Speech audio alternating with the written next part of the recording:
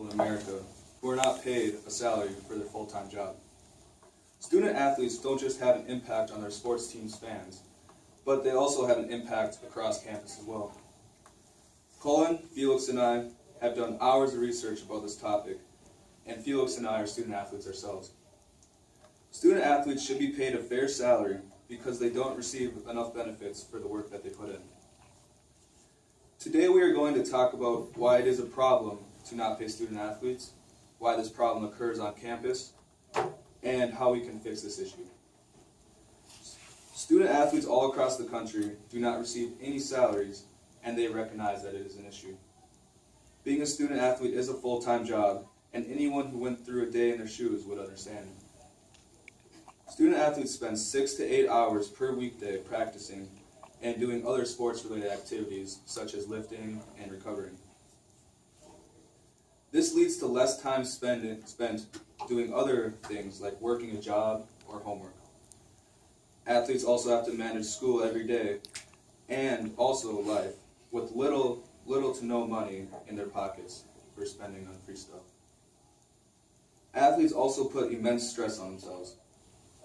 Their bodies go through constant punishment every day. Athletes frequently have issues with soreness and other uncomfortable problems, and also risk concussions and other serious issues in the long term.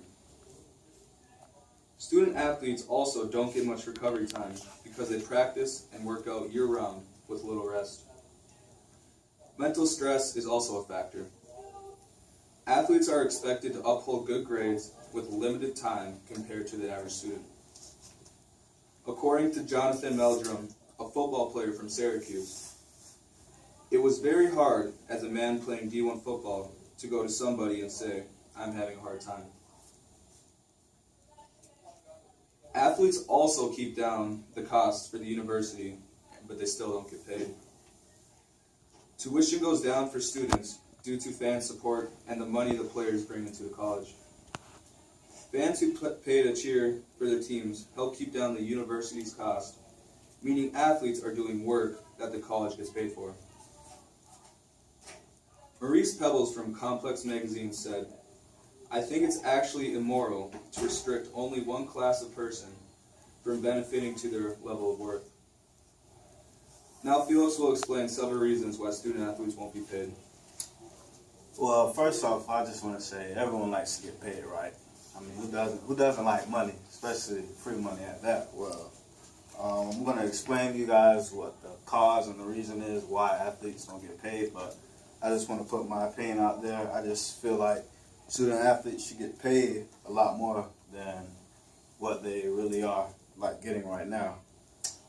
We put our bodies on the line almost every single day, due to minor cuts, minor injuries, bruises to the shoulder, and we take a lot of headshots, especially football players and things like that. And I mean, if we have minor injuries, we have to go out of our own pockets to try to pay for medicine such as Advil and just certain things like that. And the coaches or the trainers won't be able to prescribe us medicine like that, So first, I would like to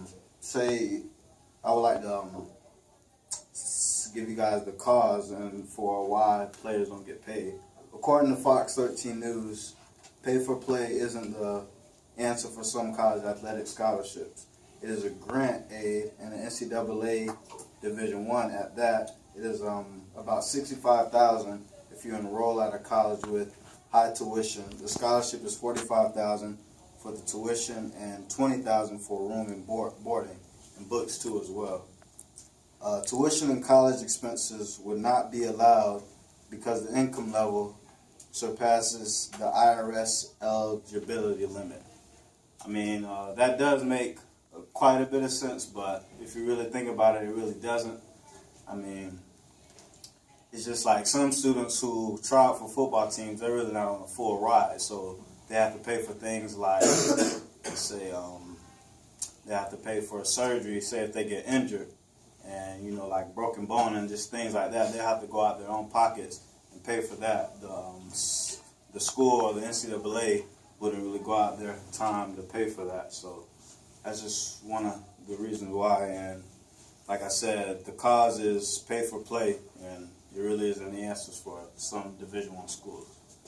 So how do we get to a point where student athletes are paid for the labor? First thing needs to happen is the NCAA needs to change their rules regarding amateurism, which is basically a term used to describe student athletes as non-professionals. In other words, they just don't get paid.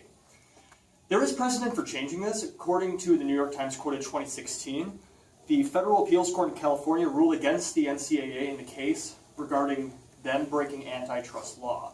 So there is a precedent for getting this changed. However, there's still headway to make. Even more simply than that, though, supporting student athletes is a great way to help get them paid. Going and watching a game or buying some merchandise, even something so simple as buying a baseball or buying a football from one of their games, will go a long way to help support your team. And teams are a lot more likely to get paid when they are heavily supported versus when they're not. For an example, according to USA Today, quoted 2014, Alabama pays their coach Nick Saban nearly $7 million a season because their team is so highly valued. And he's so highly valued of a coach that they're willing to pay him that money.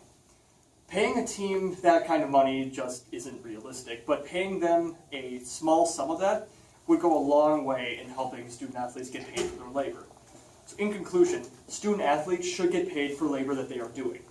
They are, for all intents and purposes, full employees of the university, and they go through a lot more stress than the average college student does. So whenever you're at your next game or whenever you're at the farther next, just remember the guys on the field would really like to get paid.